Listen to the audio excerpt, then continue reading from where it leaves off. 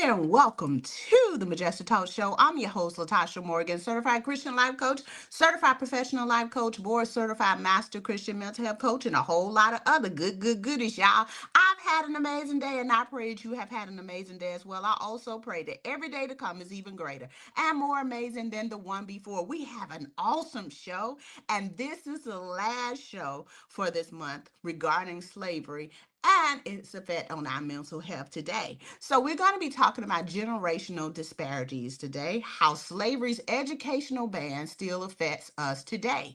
Now, we're going to explore how the denial of education during slavery continues to shape the mental, social, and economic realities of African Americans and how we can heal to move forward. We have our guest for today, Dr. Faith Okpotor and Vickie Crockett. Please welcome our guest. Hello, Dr. Faith. How you doing today? I'm good, thank you. How are you? I'm blessed. Thank you so much for being here. Why Of don't you go course. ahead and tell everyone who you are and what you do? Of course, my name is Dr. Faith Okpotor. I'm a political scientist, so I'm a professor of political science, but I also am the founder and CEO of the National Center for Higher Education Access, and we have a college admissions coaching program called College Fully Funded, where we focus on trying to help students get into college fully funded so that they can avoid debt. Oh, that's amazing. Thank you again so much for being here. So let's welcome Dr. Oh, I'm sorry. Maybe you're going to become a doctor soon. Um, One day, when I finish, look, it's been a journey. Please welcome Miss Vickie Crockett to the stage. How you doing? I am doing well, Coach Latasha. I'm so glad to be here. Dr. Faith, it's great to see you as well. Same here. Thank you for being here. Why don't you tell everyone who you are and what you do? Thank you for that. I'm very excited. My name is Vickie Crockett. I am an educational specialist, and I primarily focus on secondary education for my current 9 to 5, as I refer to it, 9 to 9 most times. I am also the founder of Teach Educational Consulting, and through this service, I provide private consulting, curriculum design, and coaching for teachers, schools, and school systems on how to design student-centered, culturally responsive educational practices to empower and enhance the academic experiences of diverse learners, especially looking at students of color and students living in poverty, those that are not represented in your traditional mainstream educational practices. Oh, so I really have experts on here today. Okay. That's good. That's amazing. I'm not an expert on this. So that's why you have other people to come and talk to the people. All right. So I like to make sure the show is structured like a coaching or counseling session, Mhm. even though it is not. So I want to know why it happened, where did it start, where we are now, and how we can move forward. So that's what we're going to look at today. We have different segments. So the first segment is about the historical events that took place. How did we get here? And the second segment will be how where are we now. So we're going to have some statistics and show and some stories to show where we are now, and we'll end on how we can heal. Okay, so let's get started. I'm excited for you both to be here, and I hope and pray that those that will be listening to that are listening and will be listening will get something from this show today. So now, the denial of education was one of slavery's most destructive weapons. It was a way to control minds by keeping knowledge out of reach. But as we'll see tonight, the spirit of learning, the hunger for understanding has always been a part of who we are. Joining me, oh, sorry. So we're going to continue talking about that. The beginning root during slavery was illegal in, oh my God, what is wrong with me? During slavery, it was illegal in many southern states to teach enslaved Africans how to read or write. In 1831, after Nat Turner's rebellion, states like Virginia, Georgia, and South Carolina passed laws with harsh punishments, even death, for anyone caught teaching an enslaved person to read. Because education meant empowerment, slaveholders knew that an educated mind was a liberated mind. Ooh, I would be in so much trouble back then. because I think we I all would. I love to read. I would be dead, most likely. So, here's a historical story. There's a story of a young enslaved girl named Priscilla in Georgia who secretly learned the alphabet by tracing letters in the dirt while pretending to play. Now, that's smart. When her master found out, she was whipped, but she never forgot her letters. She taught others at night by candlelight, and those small acts of resistance became the birth of community education. That's the kind of determination that built our legacy. Now, here's what I want to ask you to. Now, think about everything we just talked about from Miss Vickie Crockett. From your perspective as an educator, how do you see that early denial of education shaping the systems we still navigate today? So, unfortunately for me, I think one of the ongoing glaring challenges or difficulties is the belief among so many students of color. I teach at a school that is comprised 98% Black and Brown children, is the belief that somehow education is not for them.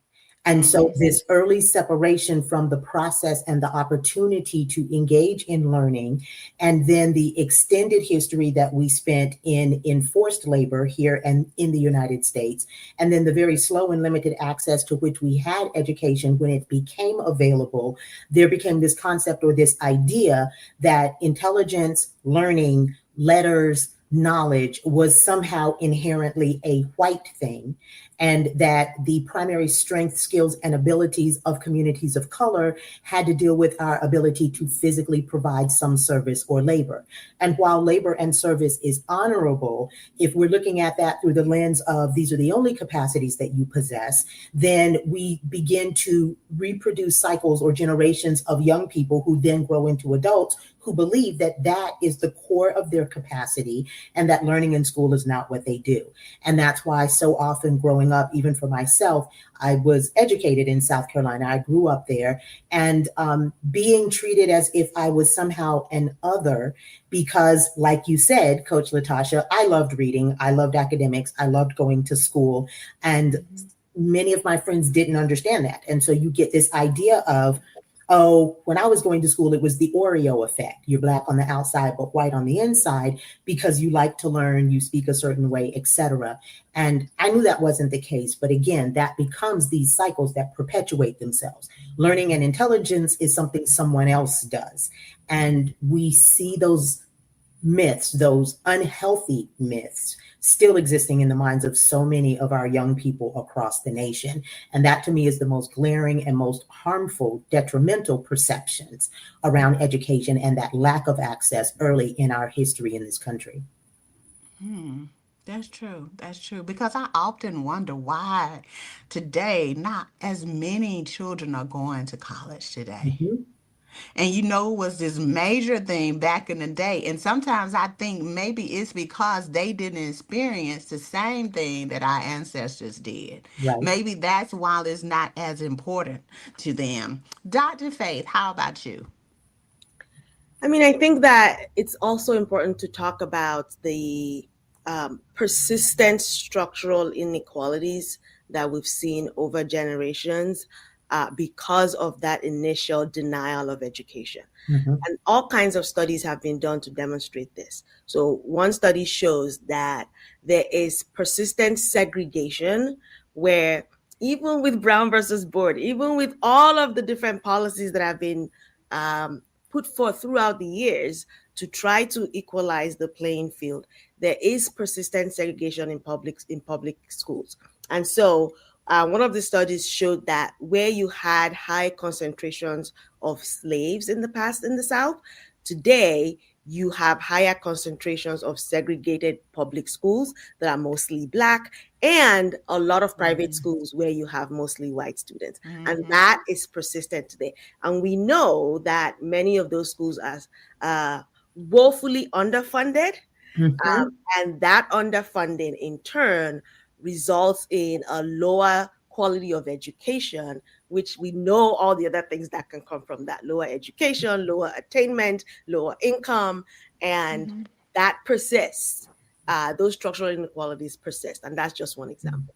And if I may, something that Dr. Faith initiated when she shared, then the perceived value of education for the students as well. And so you have a young person who is coming to a school that is in desperate need of repairs. They know that they have friends in other parts of the city that are going to schools that have advanced technology, new buildings, a $20 million football field, which is something that we actually have in the Atlanta metro area where I am, a high school that recently spent $20 million on a new football field.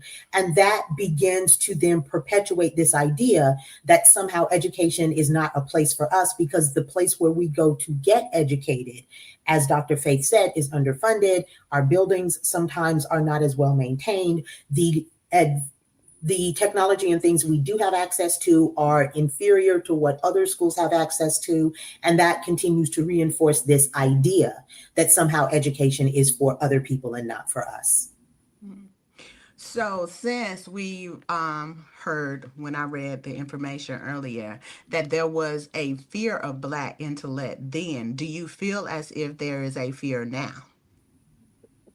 I'm going to let Dr. Faith go first because I could talk all day and I'm not going to, but I'm going to let Dr. Faith go first. I mean, I think that we see it in all kinds of things, right? I'm a political scientist. We see how particularly Black women political candidates are treated, right? We see how this fear of excellence, and you can never do it right. Now, women generally get this, but Black women in particular, you're too loud, you're too strong, you're too uppity, you're too, why can't you just stay in your place? And we see those, those stereotypes come out again and again and again. So that hasn't changed, that has persisted. And we see it in how the public reacts to what is perceived as good leadership, or who is perceived as a leader, and who should be listened to, and who is worthy of our adoration. So yeah, it definitely has persisted. Okay, go ahead. And I think when you marry that to the responses that we have seen recently toward historically Black colleges and universities after we had a recent national situation, and even though the perpetrator of that national crime was in fact a Caucasian male, there were upticks in security concerns on the campuses of HBCUs. And I still have a question about how an attack perpetrated by a Caucasian male somehow means that we need to be concerned about, and we need to be now keeping our eye on these historically Black colleges and universities. Like that event had nothing to do with these institutions of higher learning. But again, it becomes an excuse to pivot and to attack the things that reflect the excellence, the brilliance, the capacity that communities of color possess. And specifically, if we're talking about the African-American community, I recently spent some time in Oklahoma visiting some friends of mine, and I had a chance to visit Greenwood, Oklahoma, Black Wall Street, in about 2 or 3 nights. I'm not sure how long the massacre lasted, but within 2 to 3 evenings, what would have equated today to somewhere in the neighborhood of $75 to $100 million of wealth, if we allow for current day appreciation of value, wiped out in 2 to 3 days, because someone decided that Black intelligence, Black wealth, Black capacity was something that was threatening, something that they needed to be afraid of, and something that they needed to safeguard themselves against. Yeah. So as we move into the next segment then, because we're going to be talking about where we are now. So I think that maybe that may be a reason that people don't want to get the education today, because if you're talking about what happened to Black Wall Street, then people are thinking, okay, well, maybe I don't need to get that wealth or get that education so that I can obtain that wealth, because when I do get wealthy like that, and when I get that education, then there's going to be a problem. What if they come and destroy what I build? Is that something you think that's part of the problem? Honestly, when I listen to my students speak, I teach high school. So this year I have 11th graders. They're primarily anywhere between 16 to 18 years old. And even when I go back to the previous groups of students that I have taught, specifically as I talk to them about political engagement and academic advancement, I had one student, he was one of my gifted scholars in an urban high school that I was working with here in Atlanta. And he said to me point blank, Ms. Crockett, there's no purpose in me going to vote because it's not going to make a difference. And so I have not heard my students, I have not heard young people, I have not seen patterns or trends that suggest that there is a fear of reprisal or attack aligned with their success, but more so this lessening sense of belief that getting the education is actually going to change the system. Because like Dr. Faith said, the systemic practices have so many safeguards and so many hurdles and put so many obstacles in the way that for those that have not internalized a higher degree of perseverance and resilience, the argument is not that they're going to come and get me, but if I do all of this, it still really won't make a difference in my life. That's what I hear more than anything else. And it breaks my heart. It's why I keep doing this work, because I need our children to know that they do have power and they can make a change. And it might not be, it's not going to be overnight, but there are still daily impacts that they can have. And I need them to know that. Yeah, I get that. Yeah. Yeah. And those structural inequalities, students are not, they're smart. They can perceive them. So for example, you were talking about, is this going to be worth it even if I put in all the effort? I'll give you an example with everyone knows that education debt in the US is in the trillions of dollars. Yes. It's astronomical. For Black families, it's even way more relative to their percentage of the population and relative to the wealth that they have within the United States. And so, Black people are more likely to have higher levels of loans. They are more likely to have those loans way decades into their professional lives, and they're more likely to be pushed loans that are more expensive, more expensive to repay. Higher interest rates. So all of the things that, if you put them together, feel like a systemic structural weight on people's shoulders. And you can understand why a young person would say, is it even worth it? Yeah. Because I'm going to be honest, I thought about that too. Getting the education I have and stuff. I'm like, so is it going to be worth? I've even heard people say that. I've heard, I've said to somebody I know, why aren't you going to school? And they're like, for what? I'm going to be honest, full transparency here. One of the reasons why I have not yet finished the doctoral program I started is because after some family changes that required me to put the program on hold, I started reflecting as someone who loves education and who is an educator and has been educating for over a quarter of a century now. I had friends and family members, some of them educators with doctorates, who asked me point blank, my baby sister, she's very practical. She's in finance. And her question was, Vic, why? Why do you need, is it going to allow you to do anything that you're not doing now? Do you need a degree to learn whatever it is that you feel like you need to know? Like, you're smart. You could get some books and do some research and you can get all of that. So I understand it too. When the students say those things to me, I absolutely understand their position. And we have authentic conversations, though, about, going back to your point, Coach Latasha, about where do these ideas and feelings originate? Is this coming from a place of deficit where you don't believe that you can, and so you then deflect? Or is this coming from strategic, intentional reflection? And I have those conversations with my scholars because I also want to get to the root of what is initiating this conversation. And if it's a true reflection, then we can talk about what the alternatives might be. But so often there is a touch of, like Dr. Faith said, either I can't afford it or it won't be worth it even if I do finish, or because of that idea that education is for someone else, and maybe I'm the first generation in my family to even think about going to college, I don't know if I can because I've never seen it be done. And if that is the root, then there's work to be done and there are conversations to be had. But it does go back to that long-term separation between the Black community and education and what that then does in the collective psyche. Okay.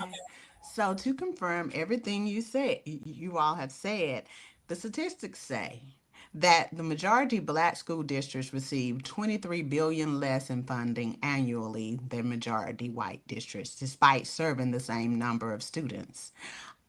School conditions, Black students are 4 times more likely to attend high poverty schools and 5 times more likely to attend schools without advanced placement courses. Now, I went to a school that was before all Black, like back when my parents were students. It was all Black. Then there was some of the schools that we attended that we used to be all white, but then they merged together, right? So we had everything was great. We had good computers. We had everything, our books, all of that. Everything was great. So I guess because then that may be because I was in a small town here in the South. But have you all experienced that where your books or and your education wasn't as great as anybody that wasn't your color? Dr. Faith, do you want to start that discussion? I haven't personally experienced it, but I have seen it.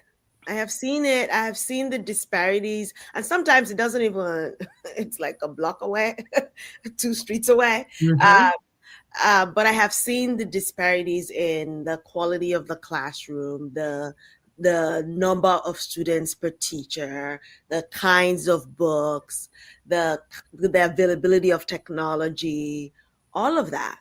And, you know, we have to get past this thing where your zip code will determine the level of or the quality of education that you get, which will in turn determine the trajectory of your life and your economic Mm-hmm. well-being and all of that.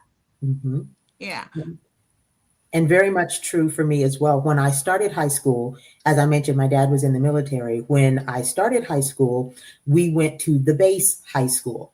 And so it was an ethnically diverse high school because we were all military kids. So everyone came from everywhere. But it was in a part of town that there were other parts of town that had more money. It wasn't necessarily that there was a lack per se, but there were definitely other parts of town that had more money. And my sophomore year of high school, we bought a house in one of the big money areas in the city. And the difference between what I experienced at my base high school as opposed to what I experienced when we moved to the suburban high school was it was inexplicable to me. There was a part of me that understood it, but then there was another part of me that was still just speechless because, like Dr. Faith said, we're talking about maybe an extra 15 minutes, so 7-8 miles up the road, and just a completely different reality. And that reality was different from my friends who were going to school downtown, where the schools were still predominantly Black just because of the segregation that existed in Charleston historically and the learning experiences that they were getting. So I lived it myself. I saw the differences. I had friends who experienced it. And I am now teaching in a reality where I see it every day. Definitely. Okay. That's good. That's good. And I see it when those students show up in college in my Yes, classroom. you do. You do. Yeah. Now, I can tell the quality of high school education they got from the ease with which they can read the things that I've assigned them to read, or the trepidation with which they approach any work Mhm. that they're given, or the confidence, on the other hand, with which they approach the work. Mhm. So again, this stuff carries on. Yeah, now I could tell the difference and I first started at a technical school. I could tell the difference between the education I was getting there and the education I was getting now when I was in high school. And I can tell the difference for that. But as far as having everything we needed, it was different because even with when someone would transfer over to another school in another county somewhere, then the work would be a little harder Mhm. versus the school I attended. Now that's the only difference. Like I said, I did notice that when I got to school, when I got the yeah, so I can get that. I can attest to that, Dr. Faith. Yeah. I can attest to that. So, and so how do we move forward? How do we heal from the past and go forward into the future and make things different? What do we need to do? Well, education is still, I believe, the pathway, and it doesn't, I'm not even talking about higher ed, go to a college, go to a university. I'm talking about how we meet our young people in their compulsory education years. Research study shows us that the average child, regardless of socioeconomic background, regardless of an ethnic background, the vast majority of them, when they start their compulsory education pathway, kindergarten, first grade, they're excited. They want to learn new things. They want to expand their mind. They want to understand. I can do that for myself. I want to read that for myself. I want to learn my alphabet. And we've started to see some changes in those behaviors over the last 10 to 15 years, but still overwhelmingly, when you speak to elementary age children and you ask them how they feel about school, the vast majority of them, even now, will say how much they enjoy school. However, when we talk about urban children, when we talk about children in poverty, when we talk about children of color, generally by third grade, that narrative begins to change. And so that's really where we need to start meeting our children, and we need to start helping them understand and recognize not only is education for you, education is a part of the history of our community, because we also have to help them understand that we as a community of people did not start this human experience enslaved. That's not it. It was a huge part of our history or our presence in this region of the world. And it wasn't even everyone's story here in the US. But certainly, when we talk about the history of humanity, some of the fundamental advances of the human race, one race, by the way, some of the earliest advancements of the human race originated on the African continent. The study of metallurgy, architectural design, mathematics, medicine, literature, the development of philosophical understandings of the sun and stars and celestial bodies. It's so much of this is anchored on the African continent. And so when we talk about changing that narrative, we have to start, first of all, by helping them understand the full and true history of who they are, anchor them in the fact that they do belong in an educational setting. We have to then start making that a part of their standard education. So whether that is who I put on my bulletin board, for me as a literature teacher, it is who we read, and we read all representations of what it means to be a citizen of the United States. That means we read Native American works, we read works by Latinos, we read Asian Americans, we read African Americans, because this is all the American story. Because they need to know, I am a part of this. This is my history. It is in my bones. It is in the core of who I am. We are a people of education. And once they understand that, once we help them get a true anchor of the fact that, yes, you are intelligent, capable, competent, brilliant, we keep building on that by surrounding them with other individuals of the same, or educating them about other individuals of the same. If they don't see those people around them, we create opportunities for them to go and to participate and to engage. Because what we have to do is we have to start uprooting the myth, debunking the myth, and we have to start reshaping their belief system in who they are and what they're capable of. So for me, that's step one. And as you all can probably tell, like, this is my passion. This is the thing that I burn for, because this is where we start. They have to understand truly who they are. And this is not a reality where they always get that. Okay. We also have to find ways to provide um, systems, programs, opportunities to sort of overcome some of those structural barriers that we've talked about. So, whether is opportunities to say you can go to college, yes, it can be affordable. Here are programs that can help you find funding for that.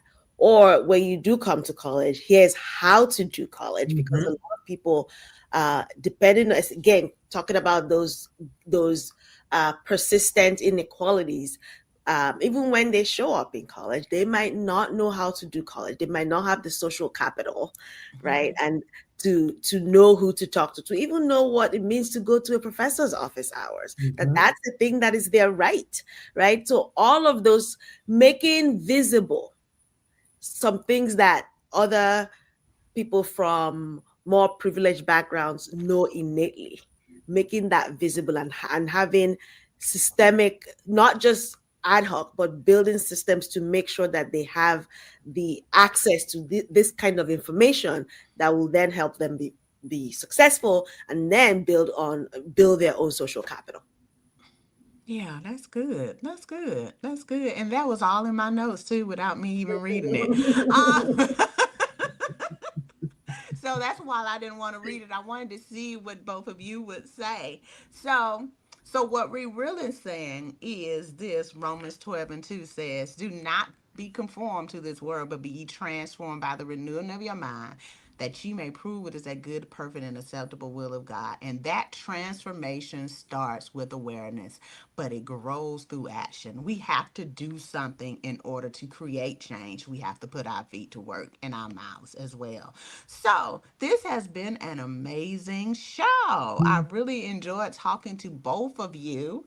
Dr. Faith, for those who may want to get in touch with you, how can they do that?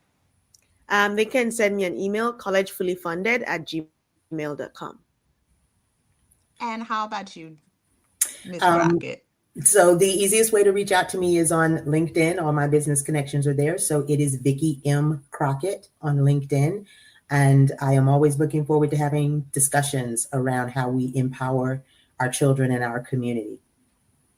Okay, so the last word for today is: we heal when we honor the sacrifice of those who risk everything to learn. We move forward when we reclaim the classroom as sacred space where our Mhm. children are reminded that they come from genius, not at deficit.